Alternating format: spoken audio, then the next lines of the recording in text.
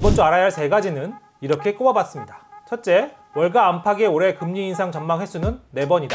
하지만 인플레가 잡히지 않으면 7번도 불가능한 일은 아니다. 둘째, 고용은 더 이상 긴축의 변수가 되지 않는다. 셋째, 회복은 더 살 때라는 주장이 많지만 불확실성이 크다는 분석도 맞선다.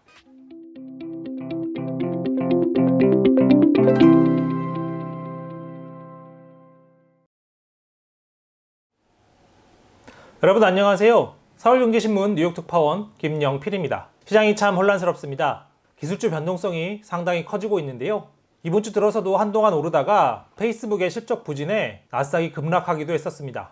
확실한 것은 시장의 변동성이 당분간 지속할 수밖에 없다. 이 부분인데요. 이유는 빅테크 기업들의 실적도 실적이지만 큰 틀에서 연준의 금리 인상과 긴축이 다가오고 있기 때문입니다. 우선 시장에 관심이 큰 금리 인상 전망 부분부터 살펴보겠습니다. 설 연휴 직전에 뉴욕 외신기자센터 주최로 열린 시티그룹의 기자간담회가 있었는데요. 이 자리에서 네이선 시츠 시티그룹 글로벌 수석 이코노미스트는 올해 연준이 금리를 얼마나 올릴지는 인플레이션이 얼마나 내려오느냐에 따라 달려있다. 즉, 만약 인플레이션이 3%로 내려오는 추세에 있고 물가가 내려가기 위한 좋은 환경이 조성된다면 연준은 올해 4번, 내년에 4번 금리를 올릴 수 있을 것이다. 이렇게 점쳤습니다. 그는 하지만 인플레가 다루기 힘든 것으로 드러난다면 그것은 매우 중대한 위험이 될 것이라면서 이 경우 연준은 더 자주 움직일 수밖에 없다. 이렇게 강조했는데요. 더 자주라는 말의 의미는 바로 매 회의 때마다 연준이 금리를 올릴 수 있다는 점입니다.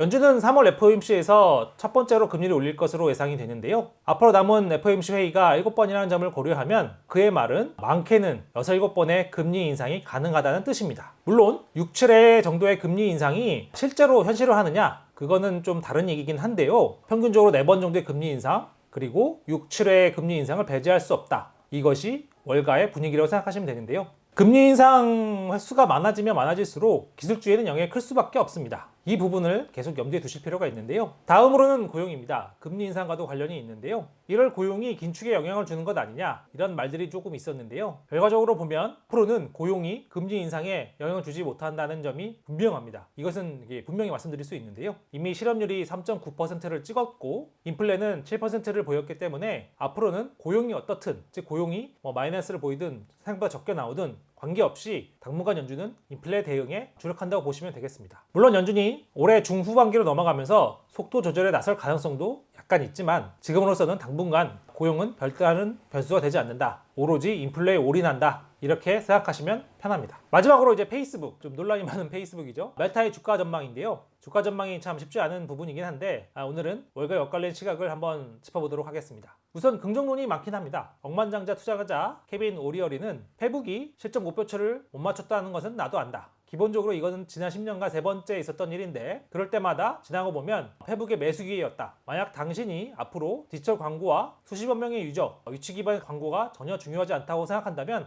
페북을 팔아라. 하지만 나는 그렇게 생각하지 않는다. 이렇게 설명했습니다. 다들 아시다시피 디지털 광고의 중요성은 모두가 아는 것이죠. 오리어리는 그만큼 페북에 자신이 있다는 뜻으로 말한 것이라 보시면 되겠습니다. 또 트루이스트의 요세프 스컬리는 4분기 실적은 좋지 않았다. 우리는 페북의 주가 목표를 메타죠. 400달러에서 350달러로 낮췄다면서도 페북의 가치는 역사적으로 봐도 가장 낮다. 문자 그대로 가장 싼 상태다. 그래서 엄청난 매수 기회라고 보면 된다. 이렇게 설명했습니다. 반면 비관론도 있습니다. 조시 브라운, 루트홀츠 웰스 매니지먼트 최고 경영자는 페북의 많은 문제는 스스로 자체에서 나오는 것이며 애플의 iOS 업데이트에 따른 광고 효율 저하 문제가 심각하다. 이렇게 지적했습니다. 그러면서 투자자들은 마크 저커버그가 새로운 사업을 창출할 수 있다는데 베팅을 해야만 한다. 이렇게 비관적으로 내다봤는데요. 무슨 말인고 하니 저커버그가 페북을 통해 한번 대박을 쳤지만 이제는 메타버스에서 또 한번 대박을 쳐야 하는 상황이라는 겁니다. 근데 이렇게 창업자들이 여러 번 그것도 연이어서 큰 대박을 치기에는 쉽지 않다. 이렇게 생각하는 게 그의 생각인데요. 즉 이걸 잘 다시 해석해보자면 메타버스 즉 3차원 가상공간으로서의 주력 사업 전환이 쉽지 않은 일이라는 게 그의 설명입니다. 이 부분은 좀 시간 갖고 지켜볼 필요가 있겠는데요. 조시 브라운 CEO의 생각은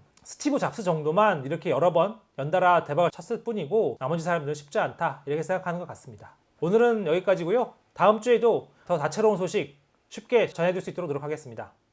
감사합니다.